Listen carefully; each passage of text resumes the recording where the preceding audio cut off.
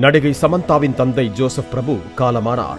சமந்தா தனது இன்ஸ்டாகிராம் ஸ்டோரியில் "Until we meet again dad" என நொறுங்கிய இதய எமோஜியோடு பதிவிட்டிருக்கிறார்.